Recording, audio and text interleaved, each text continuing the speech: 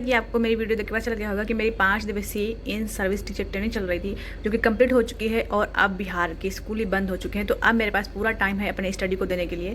तो मैंने अपनी स्टडी अब शुरू कर दी। तो मैंने यहाँ पे एंशिएंट हिस्ट्री में बौद्ध, जैन एंड यहाँ तक सारे टॉपिक कंप्लीट हो चुके थे। अब इसके बाद हमारा टॉपिक चालू होता है महाजनपद काल। तो जिसकी मैंने थोड़ा सा इसमें प्रारंभ कर दिया है कि महाजनपद काल की जानकारी जो मिलती है वो बौद्ध ग्रंथ अंगुत्तर निकाय और जैन ग्रंथ भगवती सूत्र से मिलती है। फिर 16 महाजनपद जो थे उनको 2 तरह की प्रणाली पर बांट दिया गया था। एक था राजतंत्र, दूसरा था गणतंत्र।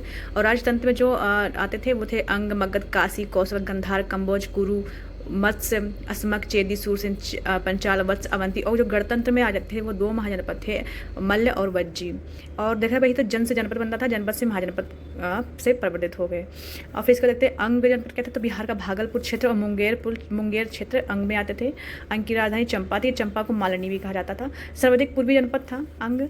महाभारत काल में यहाँ का शासक कर्ण था। बुद्ध काल में यहाँ का शासक ब्रह्मदत्त था, जिसे मारकर मगध नरेश बिंबिसार ने अंग को मगध में मिला लिया था और ये स्थान आर्य समाज से बाहर था। इसके बाद करते काशी। तो काशी राजधानी वाराणसी थी, वरुणा नदी और आसी नदी के संगम पर स्थित था।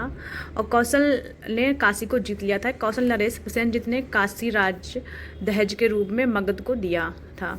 इसके बाद करते कौशल की राजधानी श्रावस्ती थी, जो कि उत्तरी क्षेत्र में थी, और कुशावती दक्षिण क्षेत्र में थी। प्रमुख नगर इसका साकेत था, यानी कि वर्तमान में अयोध्या। प्रमुख शासक था प्रसेनजित।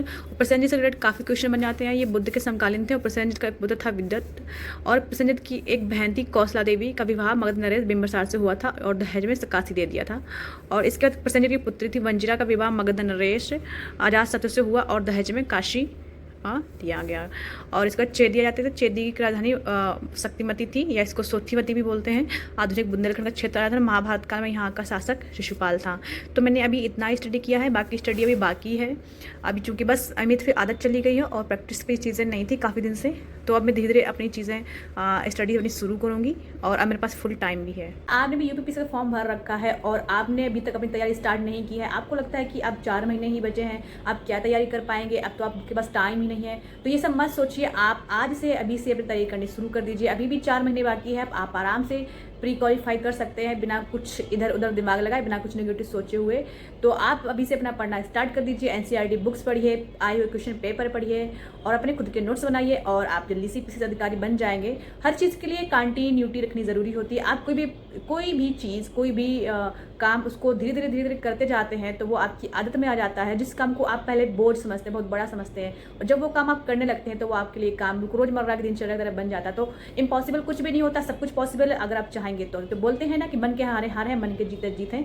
अगर आपको लगता है कि आप ये काम कर लेंगे तो आप ज़रूर कर लेंगे। अगर आपको नहीं लगता कि आप ये काम नहीं कर पाएंगे, आपसे नहीं होगा, आपके पास क्षमता नहीं है, तो बिल्कुल आप वो काम नहीं कर पाएंगे। हर व्यक्ति अपने आप में खास होता है। हर व्यक्ति के पास कार्य करने की क्षमताएं होती हैं। कोई व्यक्ति निकम्मा नहीं होता है, हर व्यक्ति स्पेशल है। तो आप जरूर कर सकते हैं। आपने फॉर्म डाला हुआ है, आप पढ़ाई करिए, आप उसके लिए एलिजिबल हैं, आप जरूर एक पीसीएस अधिकारी बन सकते हैं। तो बस आई होप मुझे आपको मेरी बातें, मेरी वीडियो अच्छी लग रही होंगी। बस आज के लिए इतना ही, मिलते हैं नेक्स्ट वीडियो में नेक्स्ट टॉपिक के साथ। तब तक के लिए अपना ख्याल